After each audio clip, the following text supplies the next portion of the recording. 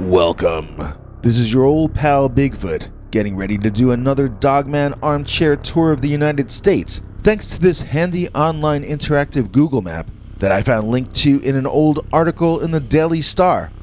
I'll put a link to the map in the notes. I believe you can still add your own sightings to this map, but don't quote me on that. I haven't tried it myself since I've never personally seen a cryptid of any sort, other than maybe some of our local politicians around here, if you know what I'm saying. A couple of notes before we begin. There is even more and louder construction than usual this week here. I'm doing what I can to take the background sounds out, but if some get through, you know why. There's construction across the street. There's construction in another apartment.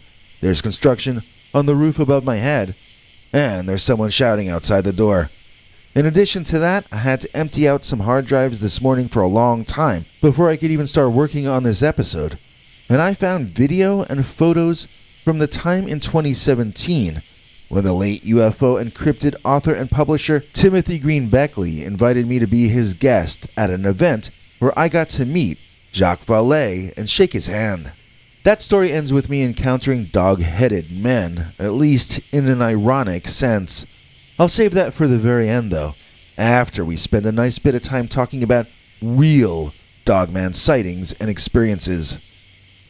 Today I'd like to hit areas we didn't do last time, and we entirely skipped the Midwest, if I'm recalling correctly. So let's start with one from there. Michigan or Wisconsin? In honor of Linda Godfrey, Queen of the Dogman world, let's go to Wisconsin first. Green Bay?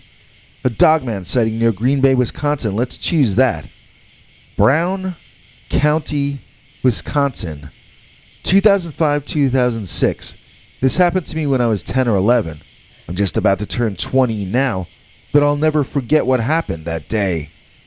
Okay, so in other words, this was submitted in 2015 when they were 20, and it's about a Dogman incident that happened in 2005 or 6 when they were 10 or 11. So, this person would be 26 or 27 now as I read this. Returning to the narrative. I was at my grandparents' house who were watching me for the day. They live out in a mixture of farmland and woods in rural Wisconsin. Their yard is mostly surrounded by farmland, but to the right side of the yard is a couple acres of woods and a swamp. It was a really hot, muggy morning in July. I was standing out on the deck shooting at some cans with my BB gun. All of a sudden, I got the sense that something was wrong. It felt like I was being watched. I started scanning the tree line, and down at the edge of the trees, about 60 yards away, by the swamp and the woods, was this thing standing that I can only describe as a Dogman. It was about 7 feet tall, covered with shaggy gray hair. It had a classic Dogman face, long snout, pointed ears on top of the head, yellow eyes, and it was very muscular. It was standing on 2 legs, but it appeared to be sort of leaning up against a tree. We locked eyes, and while it was probably only 10 seconds, it felt like hours. It sounds silly, but I felt the thing had a sinister grin on its face. It was extremely intimidating. I know that had that thing wanted to kill me, it easily could have done that. I could relive this encounter at my age now with a shotgun instead of a BB gun, and I'd still be just as terrified as I was then. It definitely had a very negative and sinister vibe to it. After locking eyes with the thing, it just bolted off on 2 legs, through some of the swamp, and emerged further down the tree line, then ran off into the forest. At first I thought it might have been one of my older cousins who lived nearby, playing a joke on me. But then I realized there's no way they could be wearing a suit, be 7 feet tall, and clear the swamp as fast as that thing did. You know, I wasn't going to tell Grandma and Grandpa I saw a werewolf down by the swamp. They'd never believe me. So I just kept my mouth shut and tried to carry on with my day there. Well, later that afternoon, I was talking to my aunt, and she brought up the fact that she had heard strange noises the night before. When I asked what they sounded like, she said it was a lot of snarling and growling, and it kind of sounded like an animal being attacked. Wow, that's pretty creepy. You live in the suburbs, and you think you live in the modern world. Then you remember the ancient swampland just down past the backyard, and you hear primeval sounds coming from there. When I was a kid watching creature features in the Bronx, that is where I wished I could live. Next to a swamp with monsters in it. As an adult, though, I've learned to fear monsters, not to assume that I would get along with them should we meet. Let's go somewhere that I didn't know Dogman existed next. Check this out. 2 sightings, one on each side of the border between Kansas and Colorado. That is definitely not where I'd expect to find the Dogman. Let's do Kansas first, then Colorado. This is Hamilton County, which, besides being directly on the Colorado border, is not that far north of Oklahoma, Texas, and New Mexico either. So what does it say here? Hamilton County, Kansas. Early 2000s. If you know anything about Kansas, and I don't, you'll know it's dry, flat, and void of much forestry. As a kid, I lived on a farm in the middle of nowhere. I remember that we had our own play set outside, complete with swings and monkey bars. Nearby was a large patch of overgrown weeds, almost as tall as 6 feet in some places. I hated playing at the play set because sometimes, around sunset, I'd see red eyes from within the weed patch. I told my grandparents, but they dismissed it as coyotes. However, one day I wanted answers and I approached the weeds. Upon closer inspection, I saw a creature that looked similar to a dog with shaggy white fur. I remember that I thought its front paws looked like that of a gorilla's. The creature moved away from me, and I never saw it in that weed patch again. A year later, I saw the same figure lurking in the dark outside of the house. I was so paranoid my mother could not get me to leave the house for a long time, except for going to school. I haven't seen this humanoid since, nor am I completely sure that it is the fabled Dogman. Oh, after all that, you aren't sure, thanks. Well, let's head just west of there and see what this person says. Prowers County, Colorado, 209-2017. That's my good luck number, 209. Well, I am 24 years old, male, and live in the middle of nowhere. Literally. I will be short and simple about my encounter. I was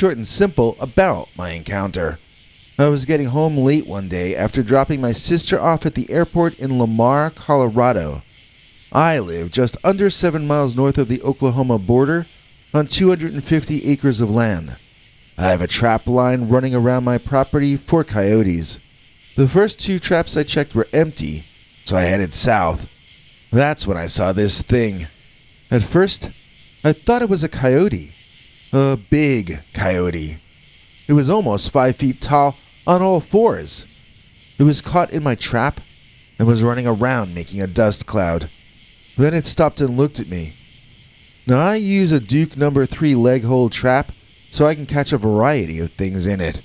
Anyways, I slammed on the brakes and my truck stalled because it's a manual. I was fumbling for the keys to start it.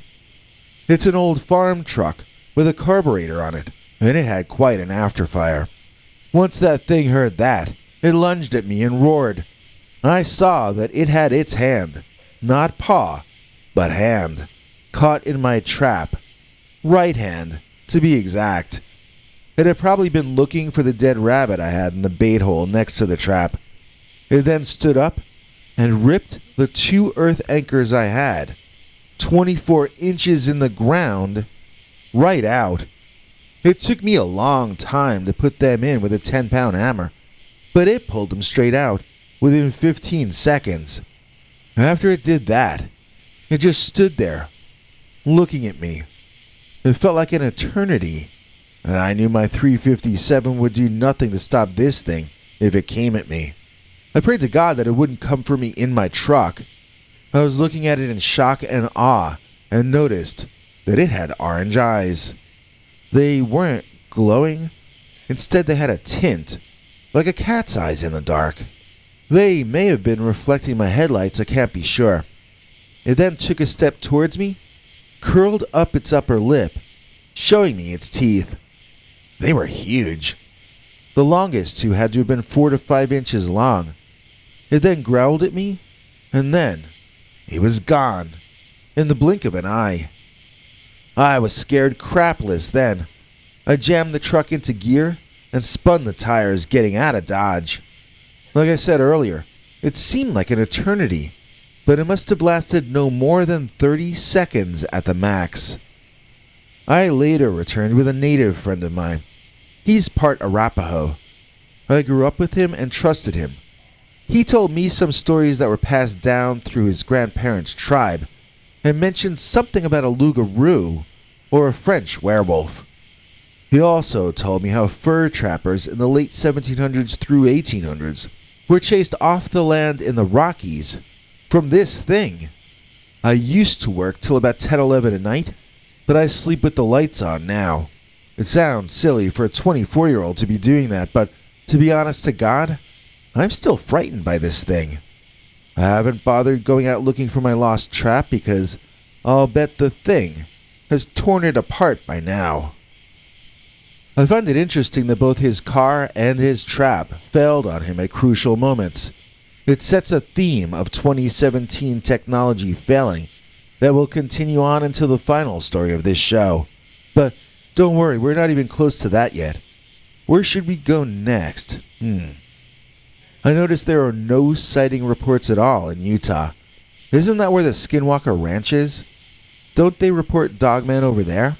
I guess the Utah reports get written up in books, not reported here. But it looks like there's actually a cluster of sightings up here in Idaho. Let's start with Idaho Falls.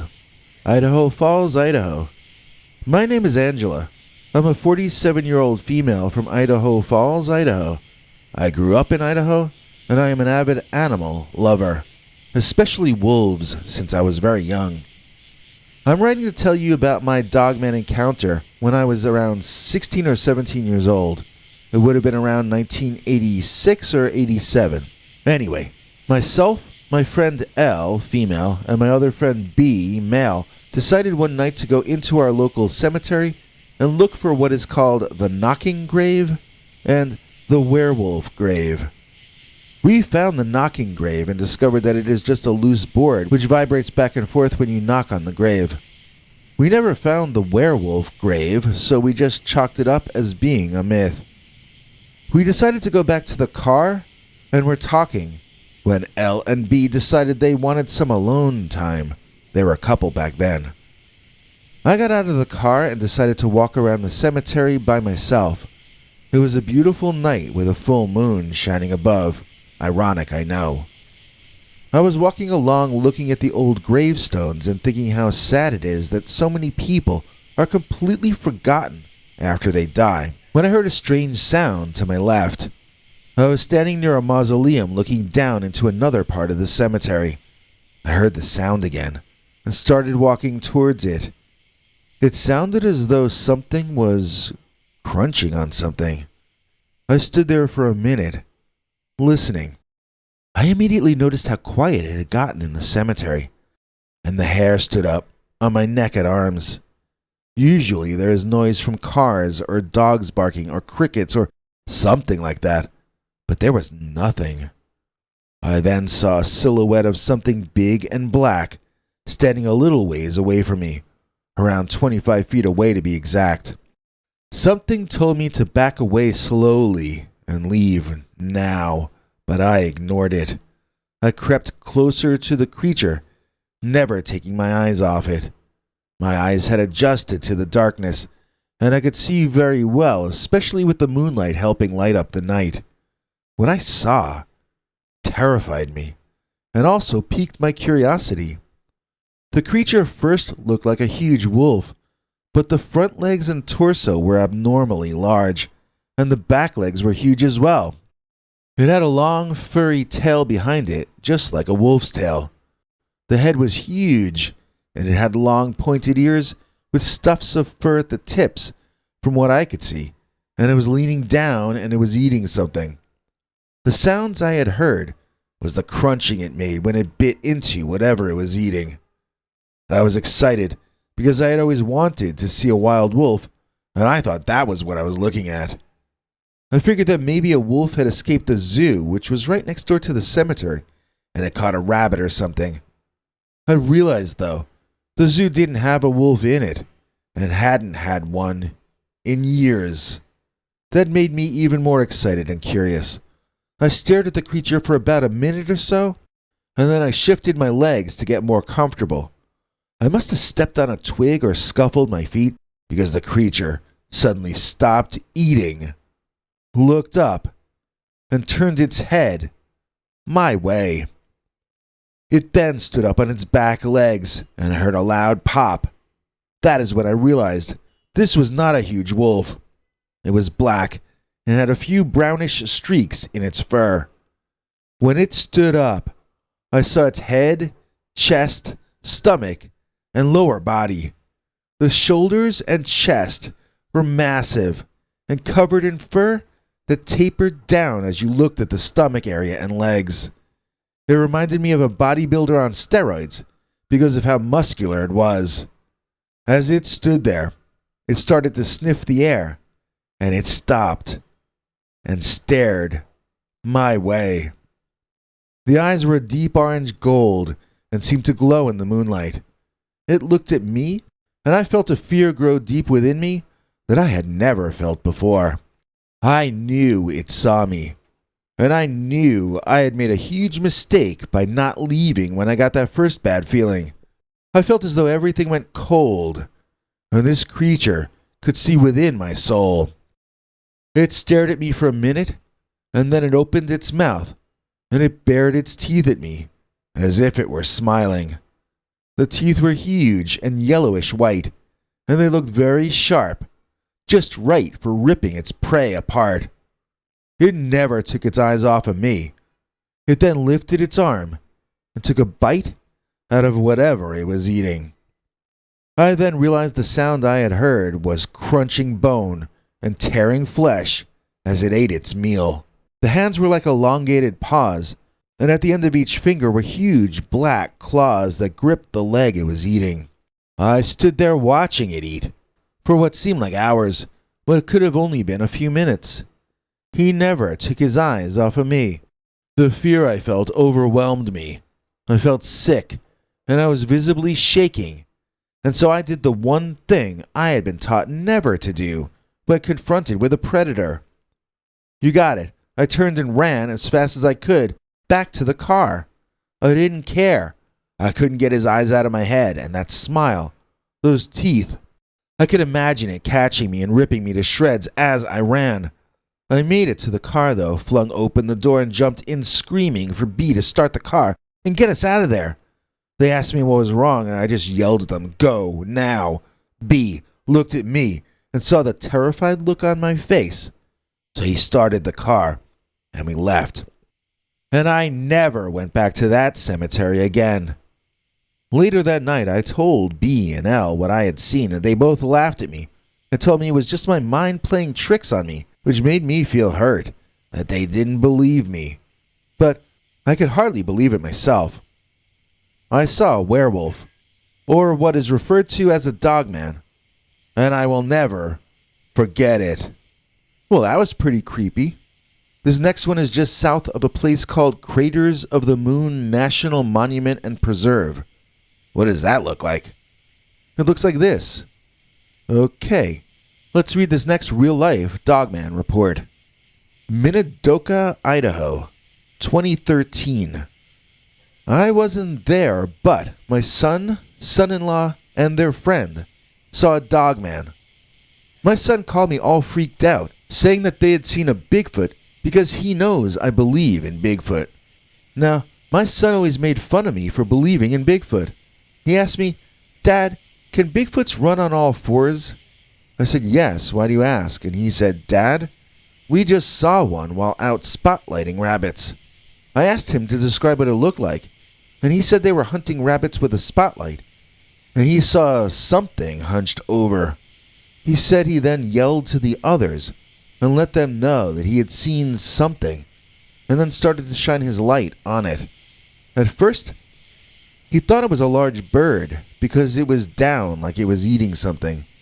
Then, it stood up on its hind legs and spread its arms out wide, and when the other two came to look at it, dropped down and took off faster than anything they had ever seen before.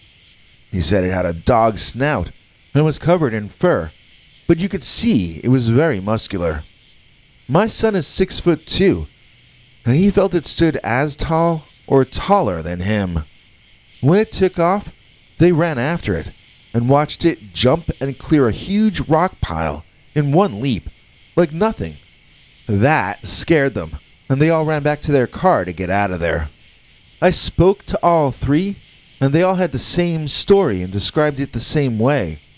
I told my son that's not a Bigfoot, because Bigfoots don't have dog snouts. I told him, you saw a Dogman. It's funny that this happened around a lot of cornfields. The area also had caves and was covered in sagebrush. I'm not sure what he means about cornfields, but anyway, next we head west to Boise, Idaho.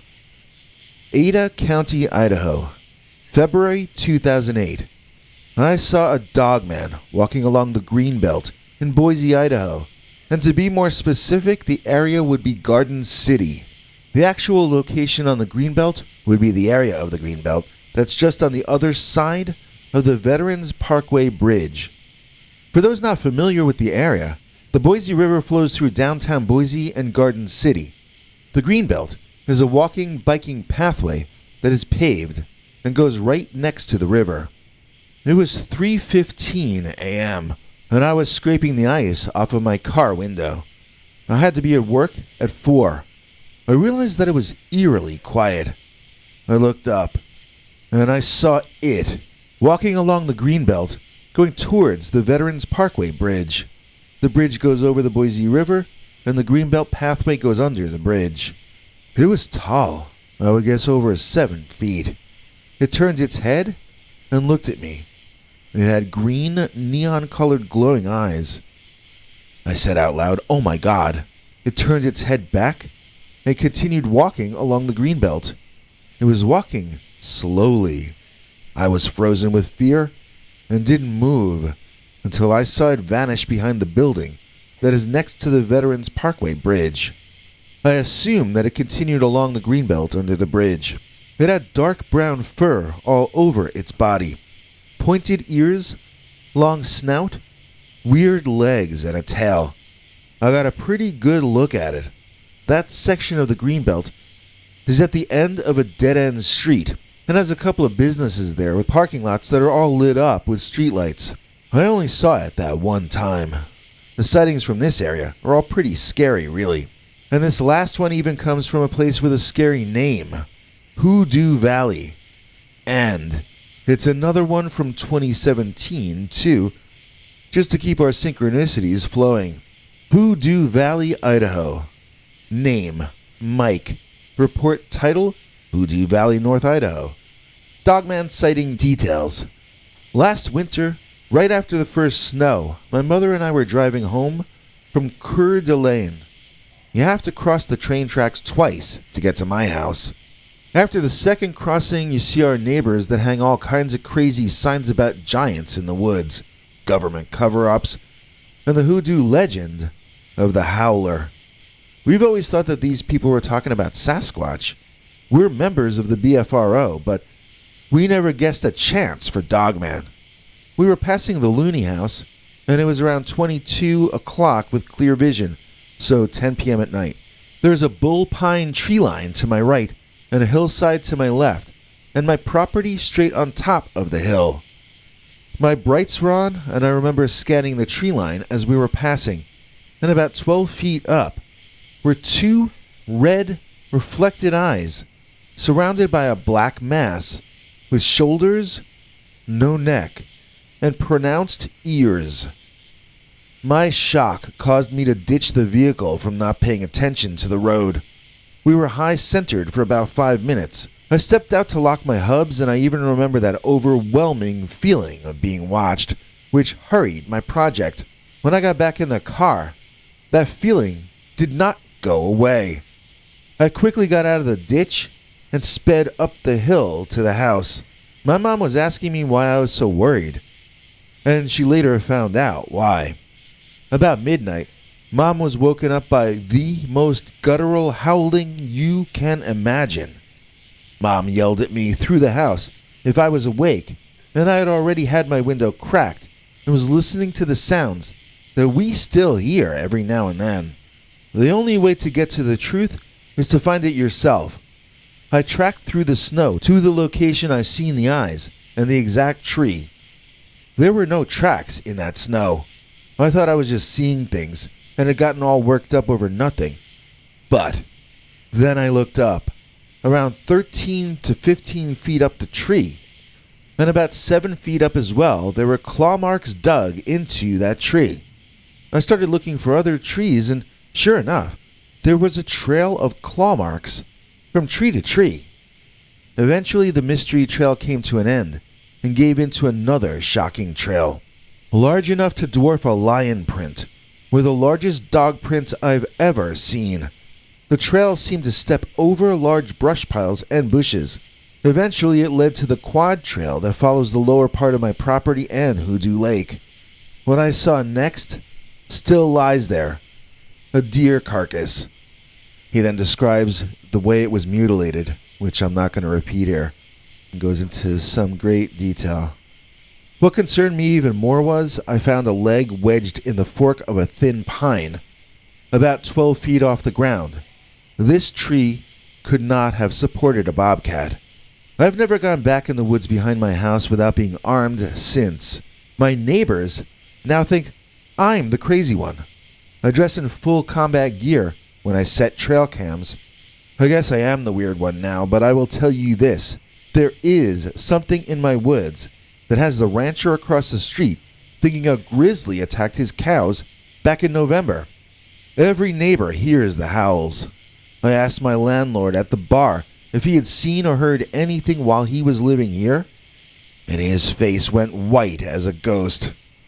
I haven't had a sighting since, but I did have an ice ball thrown at my car, and there's no kids in this neighborhood. Says it's from 11/15/2017, 10 p.m. I would like to finish up this time with what I guess is the closest thing to a Dogman story that has happened to me personally. Now, my father claimed he drove a werewolf through the Bronx one time, but that's a different story. You know, this episode got delayed from this morning because both my hard drives were full, and I'd been working so many hours per day for so long that I hadn't even noticed. When stuff like that happens, I wonder what else I've been neglecting besides my computer, and I try to take a step back. So, while I was deleting files and transferring others to backup drives, I noticed this folder of photos and stuff from 2017, that year, that keeps coming up over and over again this episode. My late friend, the paranormal encrypted author and publisher Timothy Green Beckley, had invited me along as his guest to the Philip K. Dick Film Festival of that year. I had no idea what was going to happen, but it turned out that none other than Hal Puthoff and Jacques Vallée were among the distinguished individuals who all collectively explained the history of real-life psychic spying for the government and others. There was also a virtual reality experience which utterly confused my boomer friend Tim at first. Then, once he got the hang of it, the technology of 2017 reared its limiting head. I got a battery alert here. Oh no. So much for virtual reality in 2017. That's another continuing theme for this episode. There was a lot of discussion on stage about the late Ingo Swann, who was part of this program of doing psychic spying studies out west that the CIA became involved in for real. Another synchronicity is that Tim and I both used to eat lunch with Ingo Swann in real life, and we didn't really understand it at the time. I mean, we understood that we were having lunch with Ingo Swann, John A. Keel, one time Antonio Huneeus, and so on, but neither I nor Tim knew about Ingo's work with the CIA, or that he was capable of psychically spying with his eyes open while he was sitting there. It makes me look back on how quiet and how shy he always seemed when we briefly knew him. I remember he was usually covered in paint, as he was a painter. He had each of his fingernails painted a different color, which is sort of an extroverted thing to do in 1992. And his personality at those times was anything but extroverted.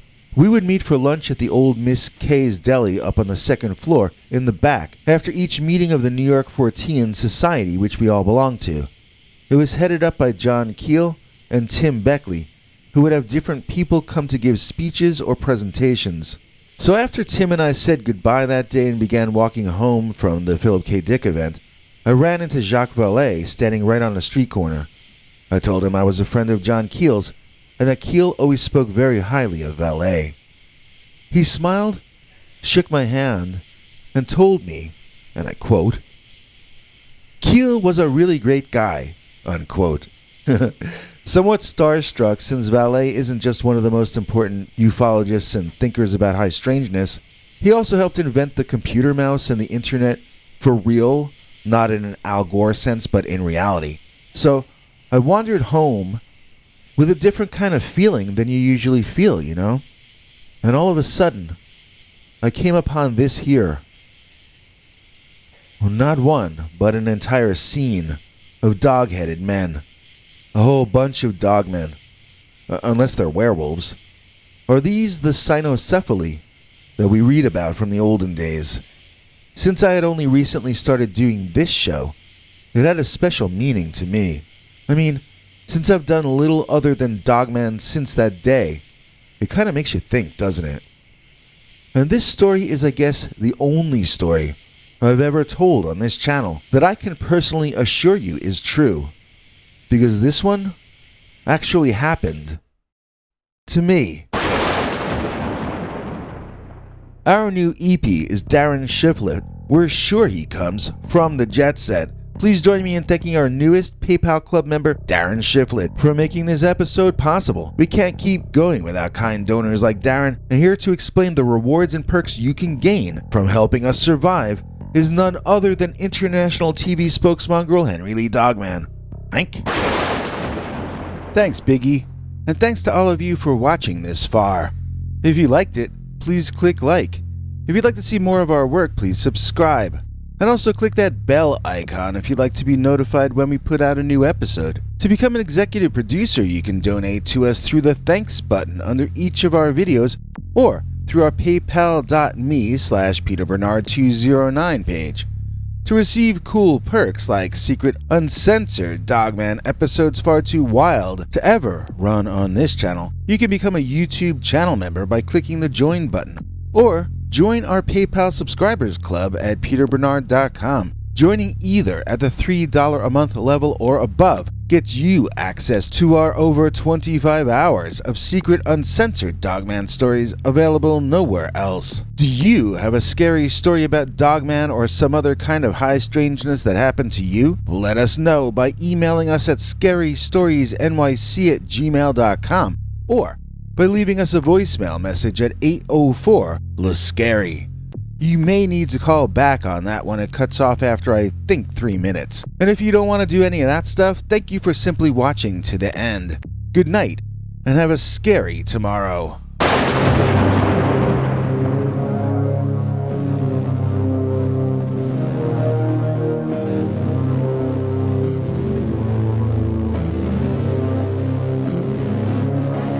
Come back for more scary stories.